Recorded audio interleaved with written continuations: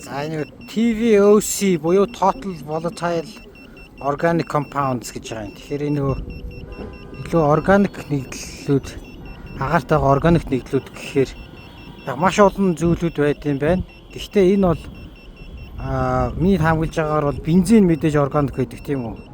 Бензин түлш органик гэдэг. Тэгэхээр магадгүй энэ өнөөдөр дээшээ агаар гайгүй байгаа ч гэсэн машинуудын төгжрлээс үүдэлтэй тий машинууд их байгаатай үүдэлтэй бензин түлш амар байгаа болохоор яаж ах шиг. TVOC гэдэг нь keep away буюу hazardous гэж юм тий аюултай нөхцөлд байна. PM 2.5 20 хэд дээр 20 орчим дээр зохицолчлоо. Тэгээ PM 2.5 ялангуяа нөгөө уушгинд шууд ороод уушгинд фильтрдэхгүй цус руу орчдөг гэж яагаад уншаад судлахаар тэгэхээр тэр нь ямар уушгтай вэ гэхээр энэ салхилангууд багасч байна. Нөгөө нэг ханаа том юм уу нэмэгдүүлдэг юм байлээ л дээ. Өглөө үйлрэлт бол.